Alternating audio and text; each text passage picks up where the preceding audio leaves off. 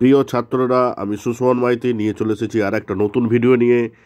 আজকে আমরা Ray Martin class 9-এর life science 5 number school new Barrackpore colony boys high school এবং পেজ নাম্বার 329 এই স্কুলের সমস্ত ধরনের কোশ্চেন আলোচনা করব।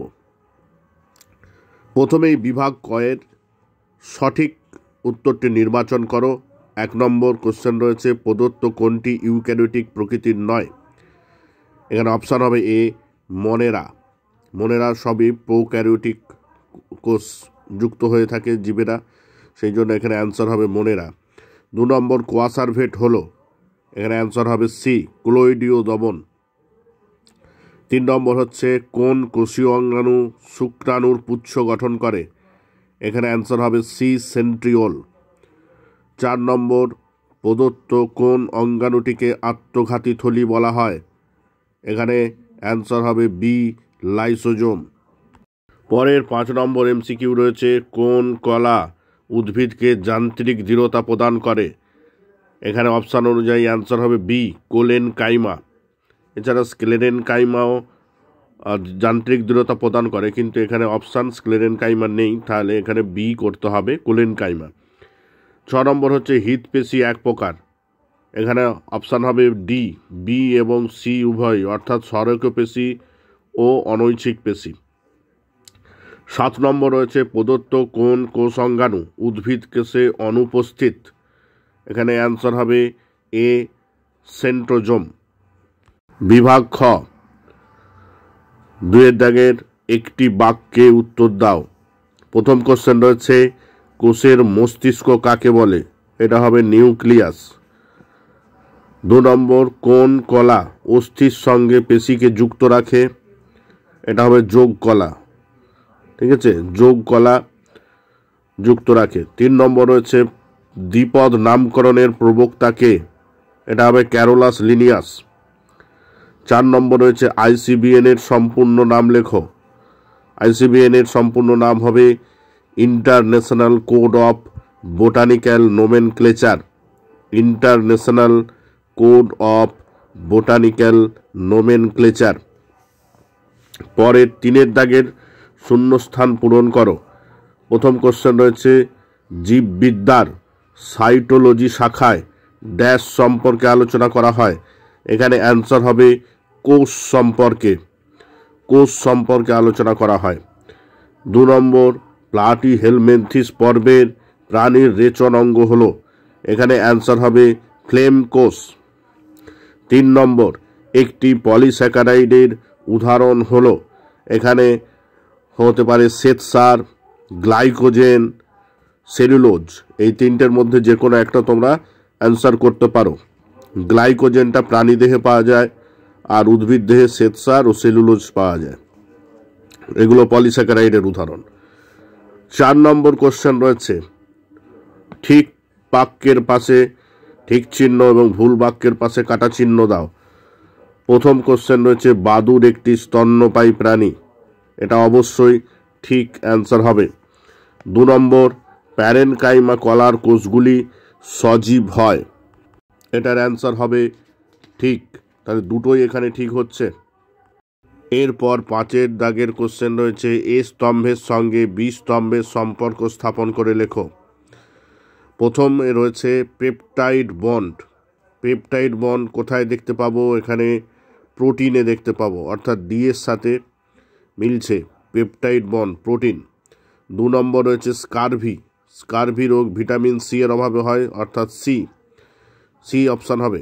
তারপরে রয়েছে 3 নম্বর ম্যাঙ্গানিজ। ম্যাঙ্গানিজ একটা মাইক্রো এলিমেন্ট, তাহলে এটা অপশান বি এর সাথে মিলছে। 4 নম্বর হচ্ছে চিংড়ি, এটি সন্ধিপতি প্রাণী। এরপরে বিভাগ গ 6-এর দাগের কোশ্চেনগুলি রয়েছে, নিম্নলিখিত প্রশ্নগুলির সংক্ষিপ্ত উত্তর দাও। প্রথম কোশ্চেন রয়েছে, ডিএনএ ও আরএনএর মধ্যে যে কোনো দুটি পার্থক্য লেখো। যে কোনো দুটো পার্থক্য এখানে লিখতে পারো, অবস্থানগতও লিখতে পারো। ডিএনএ নিউক্লিয়াসের মধ্যে অবস্থান করে, আর আরএনএ সাইটোপ্লাজমে অবস্থান করে। ডিএনএ কার্যগত পার্থক্য লিখতে পারো, ডিএনএ প্রধানত জিন বস্তুরূপে কাজ করে আর আরএনএ প্রোটিন সংশ্লেষের সাথে যুক্ত। এছাড়াও গঠনগত পার্থক্য তোমরা লিখতে পারো যে ডিএনএ ডিঅক্সি রাইবোজ শর্করা দ্বারা গঠিত, আরএনএ রাইবোজ শর্করা দ্বারা গঠিত। ডিএনএতে নাইট্রোজেন বেস রূপে থায়ামিন থাকে আর আরএনএতে থায়ামিনের পরিবর্তে ইউরাসিল থাকে। এরকম পার্থক্য লিখতে পারো। এরপরে 2 নম্বর কোশ্চেন রয়েছে রাইবোজোমকে কোষের প্রোটিন ফ্যাক্টরি বলে, ব্যাখ্যা করো। রাইবোজোমকে কোষের প্রোটিন ফ্যাক্টরি বলা হয় কারণ রাইবোজোমের মধ্যেই এমআরএনএকে কাজে লাগিয়ে বা এমআরএনএকে প্রোটিন সংশ্লেষের ছাঁচ রূপে ব্যবহার করে সেখান থেকে অ্যামাইনো অ্যাসিড সংযুক্ত হয়ে প্রোটিন গঠিত হয়, তাই রাইবোজোমকে প্রোটিন ফ্যাক্টরি বলা হয়। এরপরে রয়েছে পেরিকার্ডিয়াম কাকে বলে। পেরিকার্ডিয়াম হচ্ছে একটা আবরণ যেটা হৃৎপিণ্ডের বাইরে অবস্থান করে। এটি হৃৎপিণ্ডকে বাইরের আঘাত থেকে রক্ষা করে।